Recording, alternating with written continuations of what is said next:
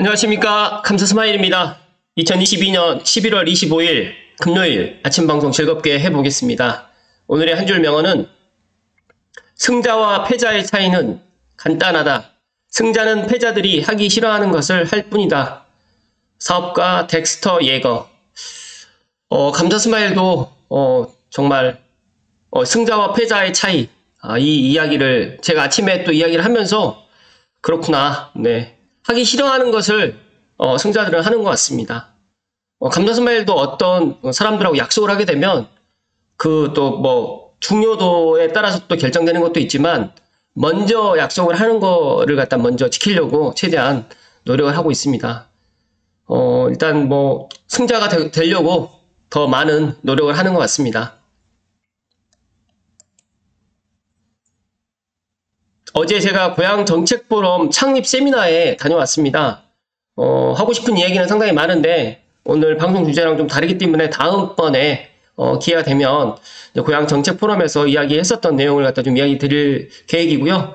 고양시가 정말 많은 것들이 정말 지금 2022년 그것도 많이 이제 고향특례시로 이제 변화가 됐지만 제가 생각했을 때 내년부터는 정말 많은 것들이 좀 달라질 것 같고 또 지금 현 고양시장님께서 또 테슬라 기가팩토리를 고양시에 좀 유치를 좀 먼저 하겠다라고 또 이야기를 또 하는 부분을 갖다가 접하면서 고양시의 미래는 정말 밝을 것 같고 또 고향정책 포럼 창립 세미나를 가서 또 느꼈던 거는 또 고양시를 사랑하는 분들이 너무너무 많구나 라는 것을 느낄 수 있는 계기가 되었습니다. 감사스마일이 어제 이 고향정책포럼 창립 세미나하고 제 고등학교 동창 서울 쪽에 모임이 겹쳤습니다. 그랬는데 제가 여기를 갔습니다. 아무튼 뭐 친구들한테는 방송을 빌어서 미안하다는 말씀을 드리고요. 어찌됐든 간에 고양시를 앞으로 더 많이 발전시키기 위한 노력들이 더 많이 있을 것이라는 말씀 드리고요. 그리고 이어서 어제 대한민국과 우루과이 제가 보통은 취침하는 시간이 11시 전후로 잠을 자는데 대한민국과 우루과이 이 경기를 끝까지 후반전 끝날 때까지 보았는데 안타깝게도 0대0으로 비겼습니다. 뭐 다행스러울 수도 있겠지만 저는 내심 1대0으로 끝나기를 갖다 바랬는데 우루과이 입장에서는 골대를 갖다 맞고 나온 볼이 두 번이나 있어서 좀 아쉽다라고 생각을 할 수도 있겠지만 제가 생각했을 때 전반적으로 저도 이제 축구를 좋아하고 또 축구를 갖다 제 나름대로 포지션도 짜서 이제 이렇게 감독의 역할도 해보면서 제가 느낀 건데 정말 대한민국 축구의 수준이 많이 향상됐다는 말씀을 좀 드리면서 저는 벤투 감독이 왜 이강인을 이렇게 활용을 갖다 안 할까 정말 좀 아쉽습니다. 30분쯤에 나와서 한 15분에서 20분 남짓 뛰었는데 이강인이가 들어와서 이 정말 중원이라든지 또 공간이라든지 이런 것들이 손흥민과 잘 조화가 돼서 아마 다음번 가나 경기라든지 포르투갈 경기 때는 정말 선발 출장해서 조금 더 이강인의 활용도를 갖다 높였으면 하는 게 감사스마일의 개인적인 바람이고요. 축구를 갖다가 좋아하시고 사랑하시는 분들 대한민국 월드컵 축구 계속 응원해 주십시오. 다음번 월요일날 꼭 가나전 이겼으면 하는 게 제 개인적인 바람이고 또 포르투갈하고 가나가 3대2로 포르투갈이 이겼는데 거의 대등한 경기였다라는 이야기를 듣고 아무튼 뭐 H조는 정말 끝날 때까지 일단 모르겠구나라는 생각을 가졌습니다. 아무튼 뭐 월드컵 얘기는 여기까지만 하고요. 오늘 방송 드릴 주제는 국토교통부, 그다음에 행정안전부, 그다음에 기획재정부에서 이제 이렇게 나왔던 자료를 토대로 감사스마일이 좀 이야기를 좀 드릴 수 있도록 하겠습니다. 먼저 방송 시청하시기 전에 구독과 좋아요 부탁드리겠습니다. 2023년 부동산 보유세가 2020년 수준으로 되돌린다라는 반가운 소식입니다. 네, 2023년 공시가격 산정 시에 2020년 수준으로 현시화율을 갖다 적용을 해서 내년에 재산세 공정시장 비율 같은 경우에는 45%보다 낮은 수준으로 인하하겠다라고 지금 밝혔습니다. 일단은 기획재정부, 그 다음에 행안부, 그 다음에 국토교통부 이 세 개의 부서에서 지금 이야기를 했고요. 20년 수준으로 완화하기 위해서 공시가격 현실화 수정 계획 및 내년에 주택재산세 부과와 제도 개선 방안을 마련하였다고 밝혔습니다. 일단 뭐 추진 배경은 다들 알고 계시겠지만 부동산 가격이 지난 정부에서 너무 많이 올랐고 그 다음에 이런 현실화율도 가파르게 올라서 공시가격이 급등했습니다. 그래서 이런 부분에 있어서 주택분 재산세를 보시면 2022년도에는 6조 7천억, 그 다음에 주택분 같은 경우에는 종부세가 거의 19년, 20년에 비해 가지고 거의 한 4배 정도까지 상승했습니다. 이렇다 보니까 단기간 급증한 국민의 보유세 부담을 덜어드리기 위해서 2020년 수준으로 보유세 부담 완화가 대선 공약으로 제시된 바 있고, 이에 관련해가지고 국토교통부에서 그간의 연구 영역이라든지 공청회, 그리고 중앙부동산가격 공시위원회 등을 거쳐서 공시가격 현실화 수정 계획을 마련하는 한편, 행안부에서는 세부담을 안정적으로 관리하기 위해서 납세 부담을 경감하기 위한 재산세 개편 방안을 마련했습니다. 그래서 이번에 공시가격 현실화 수정 계획에 따른 2024년, 내년에 현실화율을 살펴드리면, 기존에 2023년에 현실화율 같은 경우에는 이제 2022년도에서 71.5에서 72.7로, 그리고 58.1에서 60.4로, 토지 같은 경우에는 74.7까지로 지금 올라가게 되어 있는데, 이제 이것들이 너무 과도하게 지금 올라가 있기 때문에 내년에는 현실화율을 적용해서 69% 아파트 같은 경우에는, 그 다음에 단독주택은 53.6%, 토지 같은 경우에는 65.5%로 현실화를 갖다 할 수 있도록 수정을 하겠다라고 지금 밝혔습니다. 그래서 감소되는데, 이거 관련해가지고 이제 모든 주택과 토지가 이번 수정 계획에 따른 현실화율 하향 대상이 되면서 유형별로는 기존 계획상 내년의 현실화율 대비 평균적으로 공동주택은 마이너스 5%, 그 다음에 단독주택 같은 경우는 마이너스 11%, 토지는 12% 정도가 하락하게 됩니다라고 지금 하는데, 이게 이제 시뮬레이션을 갖다가 해보는 결과라고 지금 이야기가 되지만, 제가 생각했을 때는 이런 것들을 갖다가 산정한 평균치이기 때문에 신규 주택 추가 등으로 해서 일부는 또 변경이 가능하다고 합니다. 그래서 이거는 제가 방송하는 거는 참고하시고, 결론을 먼저 말씀드리면 내년에 그 보유세 부담은 조금 완화될 것이라는 말씀을 드립니다. 그리고 이제 2020년 수준의 하향 결정 시에 고려한 사항은 다음과 같은데, 첫 번째로 과도한 보유 부담입니다. 그러니까 지난 2년간의 공시가격 및 변동률이 과도하게 증가함에 따라 가지고 국민 보유 부담이 가중된 측면이 정말 큽니다. 그러다 보니까 1세대 1주택, 1가구 1주택 같은 경우에도 또 60세 이상 고령자 분들께서 이런 재산세, 그다음 종부세 때문에 지금 고통받고 있기 때문에 이런 것들을 지금 현실화 지금 하겠다라고 지금 밝혔고요. 두 번째는 시세 역전 방지. 최근에 부동산 시장 침체 상황이 제가 판단했을 때도 내년 초까지는 아마 갈 것 같고 이어진다라고 하게 되면 이런 공시가격과 실거래 가격 간의 역전 문제가 보다 확대돼서 공시가격에 대한 국민 수용성이 낮아질 우려가 있기 때문에 먼저 선제적으로 지금 이야기를 했고요.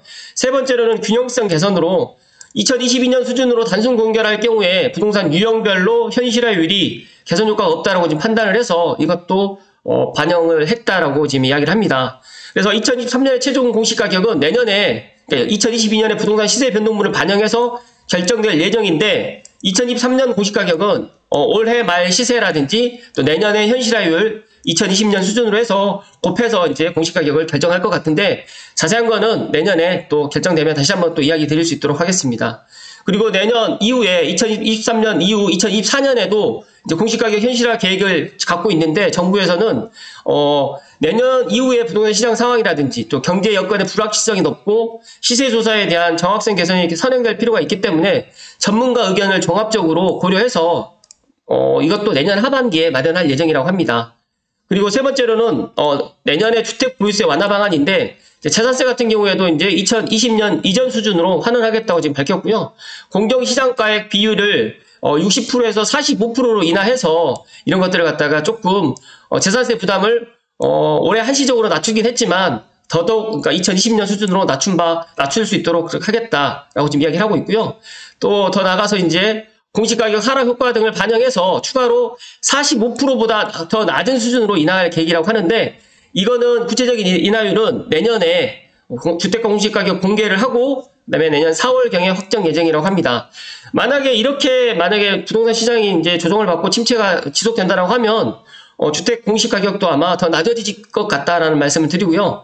이어서 종합부동산세 같은 경우에는 지난 7월에 발표한 개정 정부 개편안이 있는데 국회에서 지금 통과가 되지 않고 있습니다. 정말 이 민주당에서 계속적으로 부자 감세라고 지금 이야기를 하는데, 이 종합부동산세는 부자 감세가 아닙니다. 그래서 이거는 잘못됐다라는 말씀을 다시 한번 이야기를 드리고, 내년에 종부세액과 납부 인원이 2020년 수준으로 환원될 것으로 예상된다라고 하는데, 이것도 지금 아직까지 결정된 게 아닙니다. 그러니까 현행 지금 1세대 1주택자 같은 경우 11억, 그 다음에 일반적으로 이제 다주택자 같은 경우는 6억 원을 2주택자 이상으로도 6억 원을 공제를 했는데 이거를 개선으로 1세대 1주택자는 12억, 그 다음에 2주택자 이상은 9억 원, 그리고 세율 같은 경우에도 0.6에서 6%까지 이렇게 지금 되어 있는데 이것도 0.5에서 2.7%로 이렇게 개선을 하고 세부담 상한 같은 경우에도 2주택 이하는 150%, 3주택 같은 경우는 300%로 되어 있어서 이런 것들도 2주택이고 3주택이고 상관없이 무관하게 150%로 진행을 하겠다라고 지금 이야기를 합니다.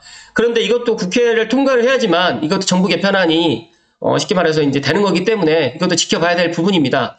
그러나 이제 정부에서 이렇게 강하게 이제 대선 공약 때 이야기를 했었던 부동산 보유세라든지 이런 것들을 현실적으로 지금 맞춰서 하겠다라고 지금 이야기를 했기 때문에 저는 긍정적으로 좀 이야기 좀 드리고요. 일단은 뭐 2021년과 2022년에 부동산 시장은 정말 정상적인 시장이 아니었기 때문에 이런 정상적인 시장이 아님에도 불구하고 이런 것들을 뭐 재산세라든지 뭐 종부세라든지 이런 것들로 해서 서민이라든지 중산층께 이런 것들을 부담을 한다는 것은 좀 잘못됐다는 말씀을 오늘 감사 스마일이 드립니다. 제가 2023년 부동산 보유세 관련해가지고 보니까 행안부에서도 이렇게 보도자료로 지금 되어 있습니다. 그래서 제가 생각했을 때 지금 정부에서 기획재정부라든지 행안부라든지 국토교통부가 같이 이런 것들 관련해서 같이 논의를 해서 이런 것들도 이야기를 하고 내년 경제 상황이라든지 부동산 시장 상황이 어떻게 될지 아무도 모르겠지만 다 부정적으로 지금 이야기를 합니다. 그러나 부정적으로 됐을 때 과연 이런 재산세 부분이라든지 종부세 또 양도세, 취득세 부분도 제가 생각했을 때 좀 변화가 좀 많이 있을 것 같고 빠르면 지금 12월 달에 뭐 주택임대사업자 관련해가지고도 정부 안이 지금 나올 것 같고 더 나아가서 이제 이렇게 부동산 시장이 침체가 된다라고 하면 취득세 부분도 또 손을 보지 않을까 저는 그렇게 조심스럽게 전망을 하고요. 네이버에 2023년 보유세를 갖다 쳤더니 완화 방안이라든지 이런 것들이 여러 가지가 나오지만 가장 중요한 거는 지금 야당인 민주당에서 이런 것들을 통과를 해야 되는데 지금 예산안 통과도 내년에 있는 정부 예산안 통과도 지금 쉽지 않고 여러 가지로 지금 뭐 쉬운 상황은 아니긴 하지만 저는 그래도 대한민국 우리나라를 믿습니다. 그래서 정치하시는 분들이 이런 것들을 정말 자기네들의 그런 정치적인 걸로 이용하지 않으셨으면 하는 바람이고 앞서서 이야기 드렸던 대한민국 축구 국가대표팀처럼 국민들을 위해서 정말 열심히 뛰고 정말 몸이 부서져라 이렇게 뛰는 모습들을 보면서 제가 감동을 좀 받았고 감사 스마일이 2002년도 그 월드컵 때 정말 그때는 정말 꿈이 아닌 현실로 우리나라가 4강을 갔지만 그 이후로 16강 가는 것도 솔직히 버거웠습니다. 한 번만 2010년인가 한 번 제가 기억으로 한 번 그 16강을 갔었고 16강을 갔는데 우루과이에게 져가지고 16강에서 8강은 좌절됐었는데 지금 한 12년 만에 지금 다시 16강을 도전하는 것 같습니다. 아무튼 제가 왜 지금 이 월드컵 대표팀을 이야기를 하냐면 정부에서 국민들을 위해서 이런 뭐 세금이라든지 또 국민들을 위해서 이런 것들을 갖다 추진한다라고 하면 여당이든 야당이든 국민들만 보시고 이런 것들을 해 주시라는 말씀을 오늘 드리면서 감사 스마일 TV 방송이 뭐 정치적인 방송은 아니지만 제가 판단했을 때 이런 부동산 시장 이 2020년과 2021년이 좀 비정상적인 시장이었는데 지금 계속적으로 이런 것들을 갖다가 계속적으로 지금 잘못되어 있는데 이것들 고치고 수정하지 않는다고 하면 그 고통은 오로지 국민들에게 돌아가기 때문에 이런 것들을 다시 한번 제가 제 방송을 빌어서 좀 이야기를 드리는 거고요. 수정 계획에 따른 2023년의 현실화율이 꼭 될 수 있도록 또 관심을 좀 갖고 이렇게 발표했다고 끝나는 게 아니라 추후에 이런 것들이 국회에 통과가 될 수 있도록 여당에서 조금 더 힘을 좀 실어주시라는 말씀 드리고 야당에서는 무조건 반대가 아니라 정말 이런 것들을 또 통과를 해서 정말 국민들이 편안하게 뭐 이런 것들에 대해서 재산세라든지 종부세에 대해서 그런 것들이 불만이 없도록 하는 게 또 이런 정부에서 하는 역할이다라는 말씀을 끝으로 드리면서 오늘 방송 마칠 수 있도록 하겠습니다. 제가 더 뭐 그렇게 이야기를 하고 싶은 부분이 많이 있습니다. 그런데 방송이기 때문에 저도 제 나름대로 조금 이렇게 내리면서 이야기를 드리는 거고 아무튼 어제 그 축구를 보면서 감사 스마일은 많은 생각을 가졌는데 대한민국 축구 국가대표팀 끝까지 힘내주시고 2차전 가나전도 감사 스마일이 응원할 수 있도록 하겠습니다. 오늘도 끝까지 시청해주신 감사 스마일 TV 애청자분들께 진심으로 감사드립니다. 고맙습니다.